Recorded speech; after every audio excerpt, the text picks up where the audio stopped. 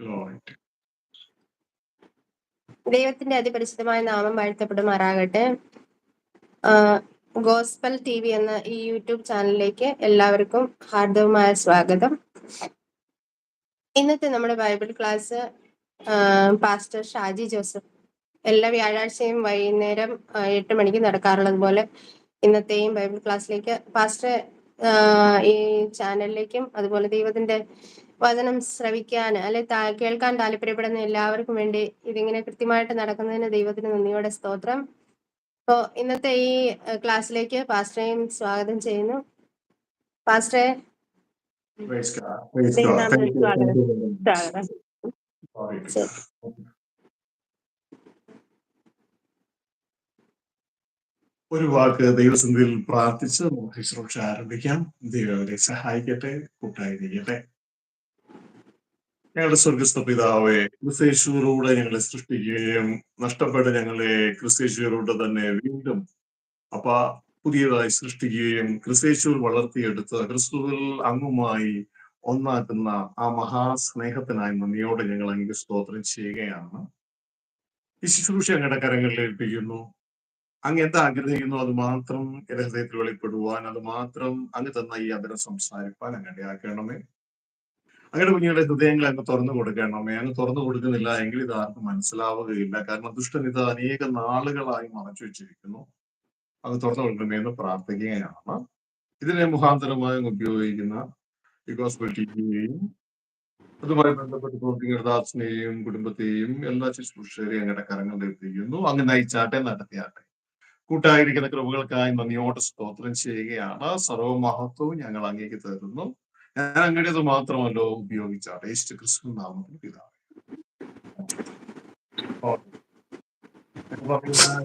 Clear ആണല്ലോ അല്ലേ?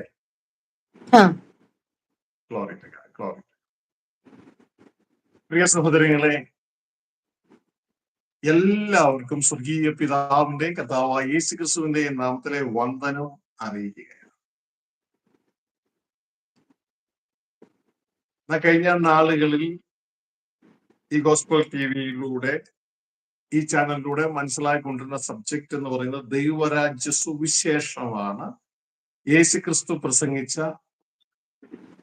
സുവിശേഷമാണ് നമ്മൾ ഇതിലൂടെ കേട്ടുകൊണ്ടിരുന്നത്. ഈ സുവിശേഷം അനേക ഇരുണ്ട ഹൃദയങ്ങൾക്ക് വെളിച്ചം കൊടുക്കുന്നതാണ്. ചിലത് കേട്ടാലും മനസ്സിലാകില്ല, പക്ഷേ ചിലരുടെ ഹൃദയം ദൈവം തുറന്നു കൊടുക്കുന്നത്. കർത്താവായ യേശു അവരെ എങ്ങനെയാണ് പറഞ്ഞത്?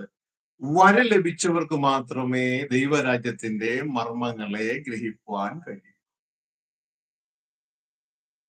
അപ്പോ ഞാൻ ആഗ്രഹിക്കുന്ന നിങ്ങൾക്ക് എല്ലാവർക്കും ആ വര ലഭിച്ചിരുന്നുവെങ്കിൽ, കാരണം അല്ലെങ്കിൽ ഗ്രഹിക്കാൻ കഴിയില്ല. പ്രിയ സഹോദരങ്ങളെ, വളരെ ശ്രേഷ്ഠകരമായ ഒരു സന്ദേശമാണ് സബ് ടൈറ്റിലായിട്ട് ദൈവം നമുക്ക് നൽകിയിരിക്കുന്നത്.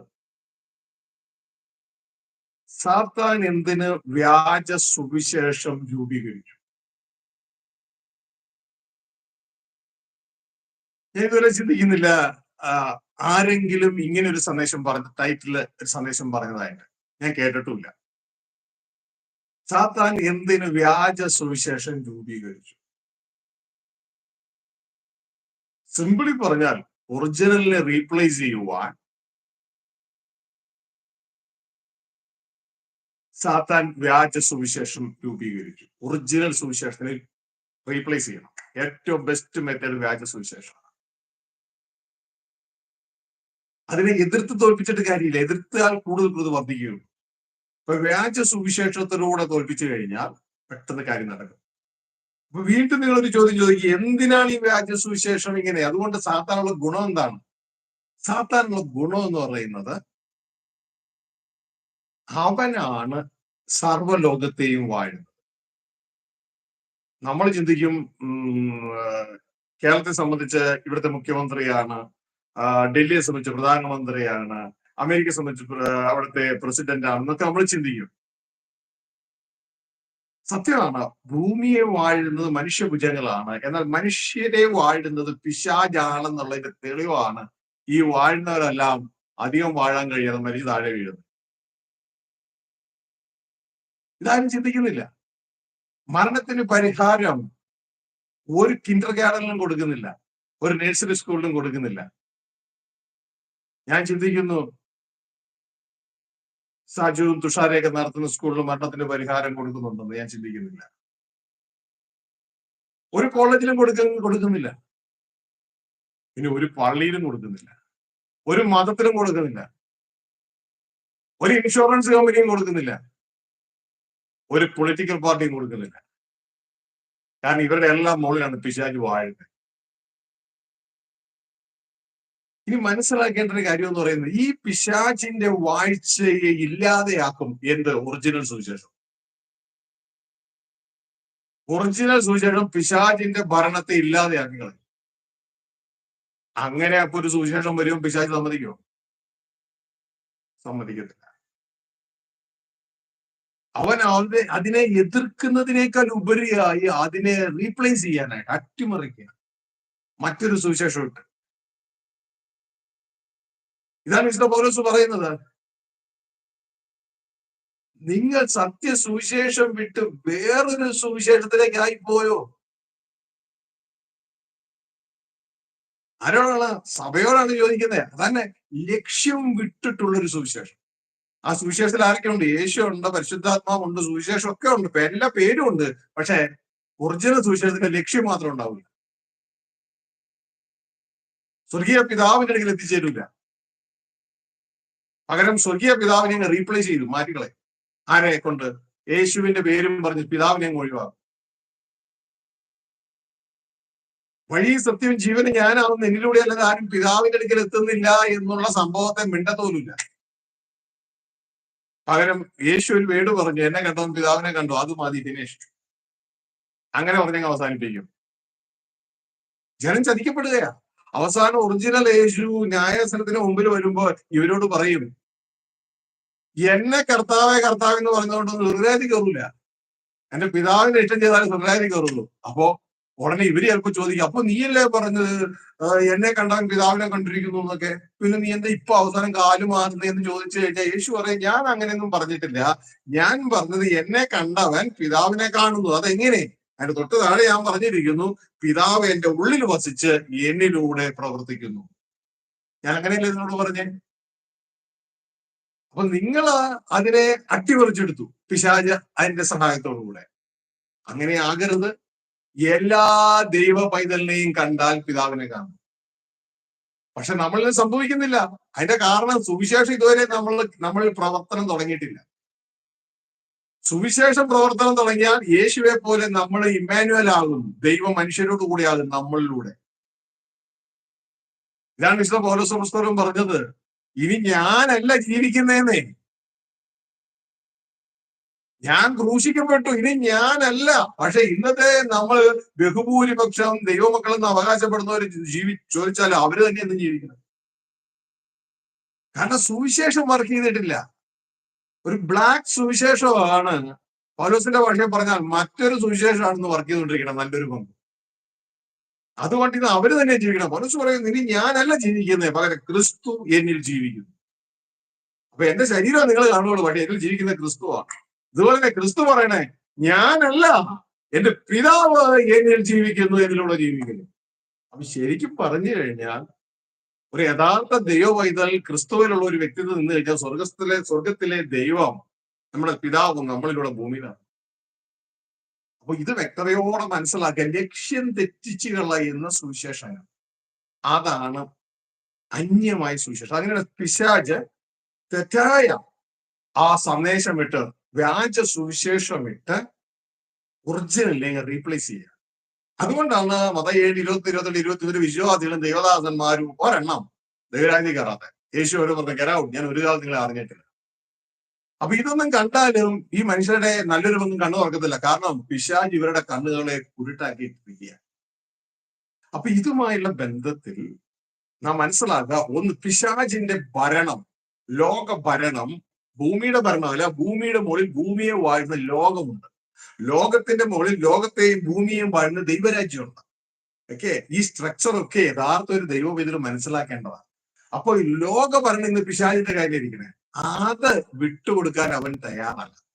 അതിനു വേണ്ടി ഒറിജിനൽ സുവിശേഷമാണ് അവന്റെ കയ്യിൽ നിന്ന്, അതായത് ഒറിജിനൽ സുവിശേഷം നമ്മൾ കേൾക്കുകയും നമ്മൾ തിരിച്ചറിയുകയും നാം അതിന്റെ അനുസരണത്തിൽ ജീവിക്കുകയും ചെയ്താൽ പിശാചിന് തന്റെ സ്ഥാനം നഷ്ടപ്പെടും.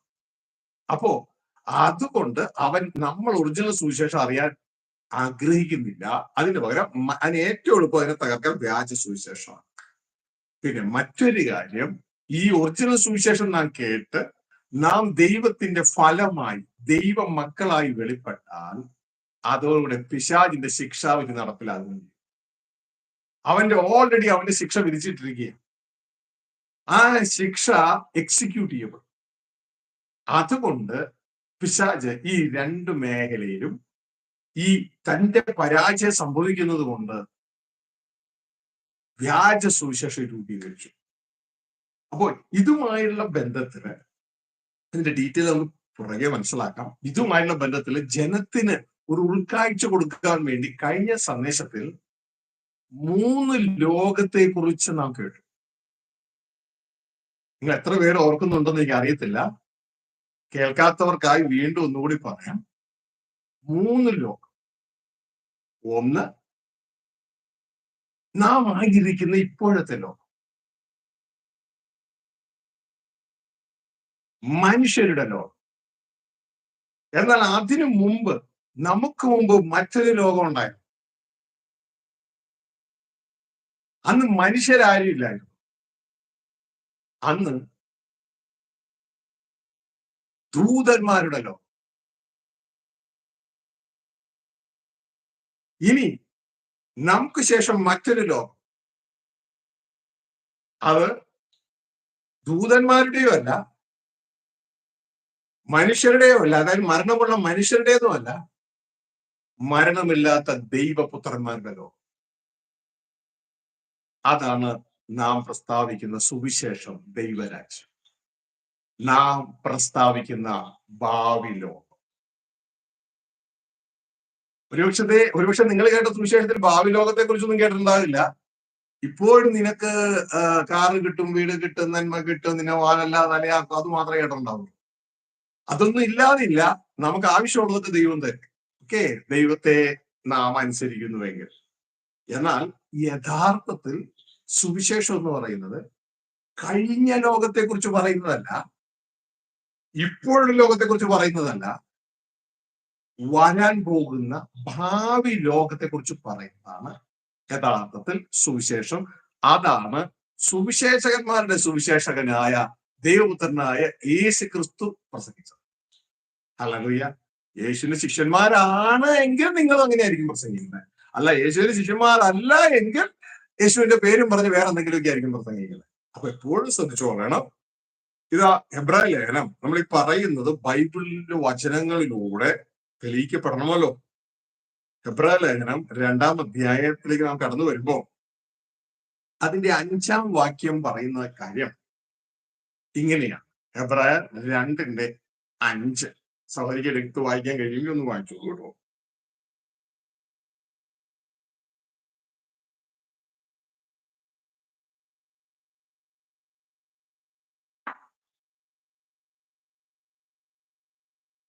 മിസ്റ്റേക്ക്.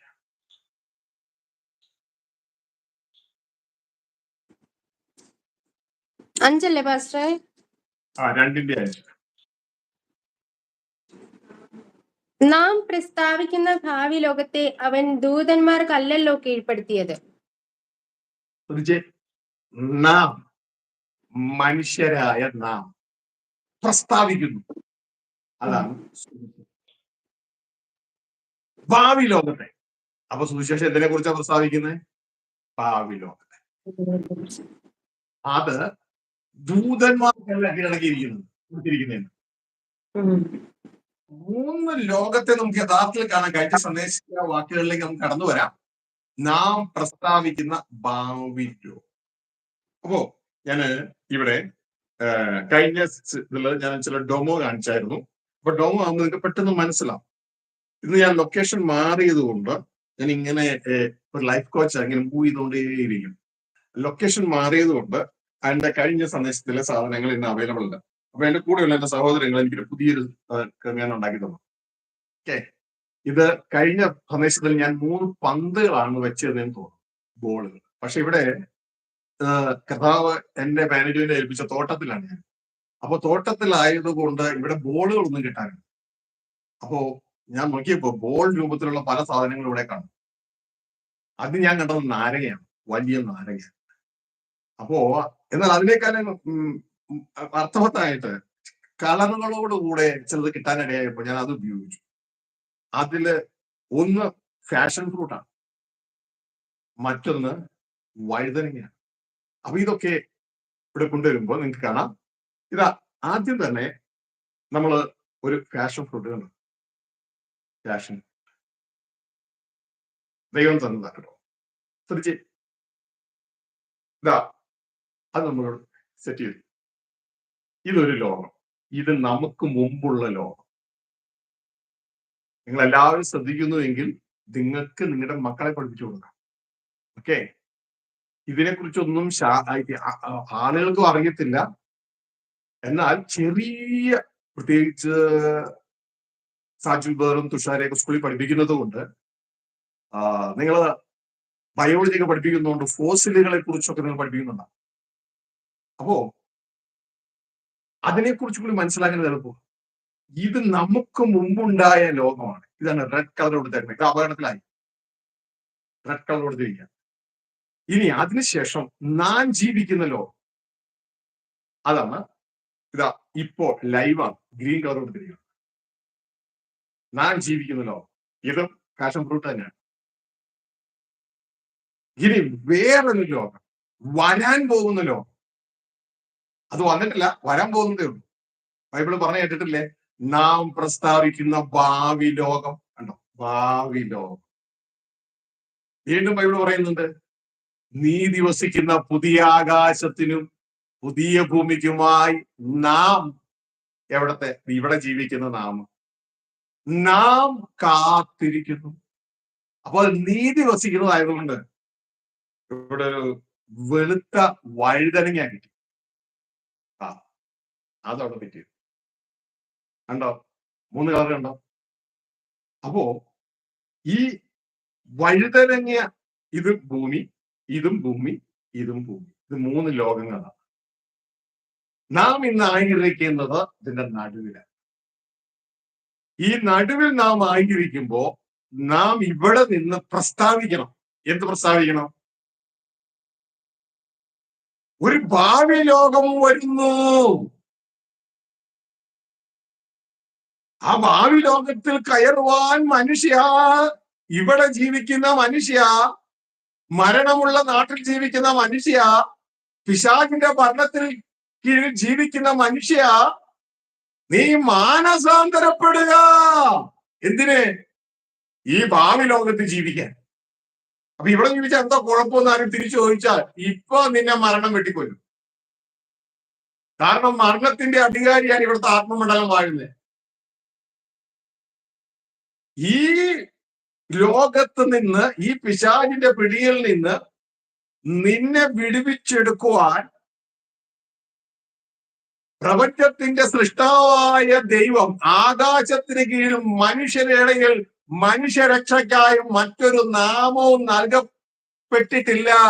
യേശു ക്രിസ്തു എന്ന തന്റെ പുത്രന്റെ നാമമല്ല. അതുകൊണ്ട് കുഞ്ഞെ, നീ പുത്രനെ ഉപയോഗിച്ച് മതം ഉണ്ടാക്കാതെ പുത്രനെ ഉപയോഗിച്ച് ഭാവി ലോകത്തിൽ രക്ഷപ്പെടാൻ നോക്ക്. യേശു ക്രിസ്തു വന്നത് മതം ഉണ്ടാക്കാനല്ല. യേശു ക്രിസ്തു വന്നത് ഇപ്പോഴുള്ള ഈ ലോകത്ത് നിന്ന് രക്ഷിക്കണം. ഇപ്പോഴുള്ള ഈ ലോകം വാഴുന്നത് പിശാചാണ്. അതിന്റെ തെളിവാണ് നീ ഞാനും മരിച്ചു വീഴുന്നേ. നമ്മുടെ പൂർവ്വപിതാക്കന്മാർ മരിച്ചു വീണത്.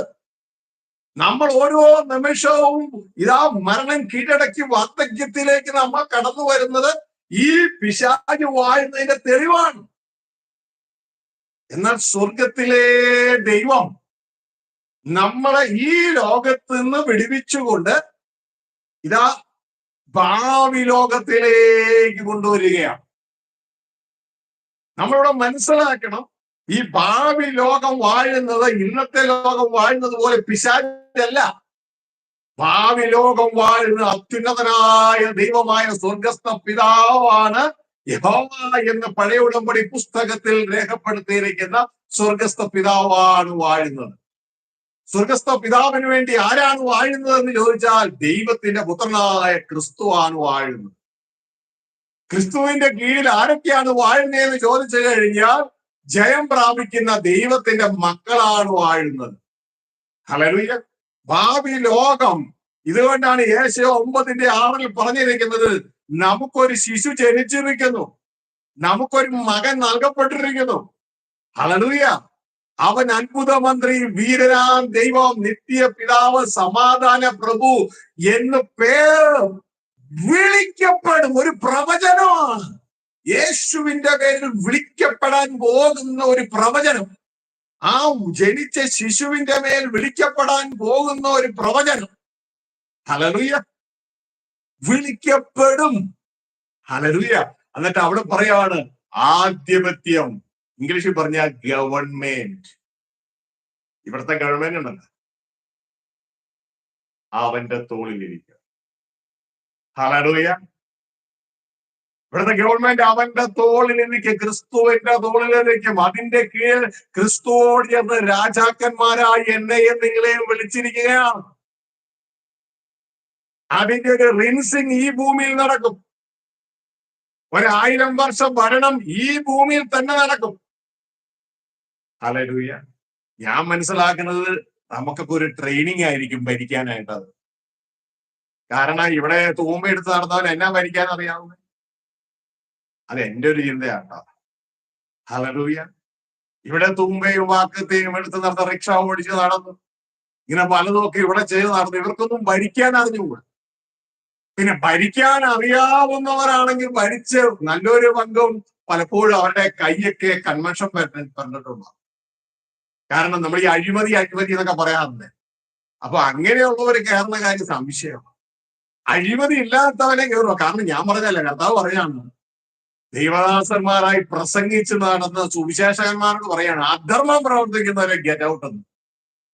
അപ്പൊ ഈ ലോകത്തേക്ക് ആർക്കും പ്രവേശനമില്ല. അധർമ്മം പ്രവർത്തിക്കുന്ന ഒരുത്തിനും പ്രവേശനമില്ല. അവൻ ദൈവദാസനാകട്ടെ അല്ലാത്തവനാകട്ടെ ഏത് വ്യക്തിയാകട്ടെ അധർമ്മം പ്രവർത്തിക്കുന്നവർക്ക് പ്രവേശനമില്ല. പിന്നെ നമുക്ക് എന്തെങ്കിലുമൊക്കെ പ്രസംഗിച്ച് നടക്കാം. വൺ സേവ്ഡ് ഓൾവേസ് സേവ്ഡ്, ഒരു കുഴപ്പമില്ല മക്കളെ, എത്ര പാപം ചെയ്താൽ യേശുവിന്റെ രക്തം ഉണ്ടല്ലോ എന്നൊക്കെ നമുക്ക് പറഞ്ഞു നടക്കാം. ആര് തടയാൻ വരുന്നു? നമുക്ക് പറഞ്ഞു നടക്കാം. കാരണം നമുക്ക് നരകം നമ്മൾ തന്നെ ഒരുക്കും. മറ്റുള്ളവരെയും കൂടി അതിന് പിടിച്ചെടുക്കുന്നതേ എന്നുള്ളൊരു ആഗ്രഹം എനിക്കുള്ളൂ. അപ്പോ നമ്മൾ മനസ്സിലാക്കുക ഈ ഒരു മണ്ഡലം. അപ്പൊ ഈ ഒരു മണ്ഡലം മനസ്സിലാക്കിയിട്ട് കഴിഞ്ഞ സന്ദേശത്തിൽ 1-2 വാചകങ്ങൾ നമ്മൾ ബൈബിളിൽ നിന്ന് എടുത്തു വായിച്ചു. അതൊന്നുകൂടി ചിന്തിച്ചിട്ട് നമ്മൾ മുന്നോട്ടേക്ക് പോകും. അപ്പൊ ഇപ്പൊ മനസ്സിലാക്കുക, ഇവിടെ ഈ 3 ലോകങ്ങൾ നമ്മളിവിടെ കാണുമ്പോൾ ഇതിൽ ആദ്യത്തേത് ദൂതന്മാരുടെ ലോകമാണ്. ആദ്യത്തേത് ദൂതന്മാരുടേതാണ്. രണ്ടാമത്തേത് നാം മനുഷ്യരുടേതാണ്. മൂന്നാമത്തേത് ദൈവപുത്രന്മാരുടേതാണ്. ഹല്ലേലൂയ.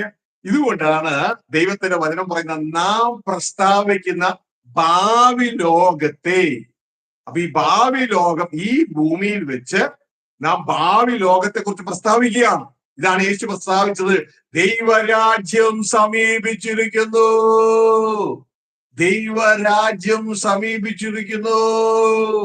ഹല്ലേലൂയ. ഇതാണ് ഭാവി ലോകം. മനസ്സിലായോ? അതാണ് യേശു പ്രസംഗിച്ച സുവിശേഷം. ദൈവരാജ്യം സമീപിച്ചിരിക്കുന്നു. അതുകൊണ്ട് മനുഷ്യരായ നാം എന്ത് ചെയ്യണം? മനുഷ്യരായ നാം ഈ ഭൂമിയിൽ ഇന്ന് കറപ്റ്റഡ് ആയിട്ടുള്ള തിന്മ നിറഞ്ഞ ഈ ലോകത്ത് ജീവിക്കുന്ന നാം, സ്വകേന്ദ്രീകൃതമായി ജീവിക്കുന്ന നാം, സെൽഫ് സെന്റേഡ് ആയിട്ട് ജീവിക്കുന്ന നാം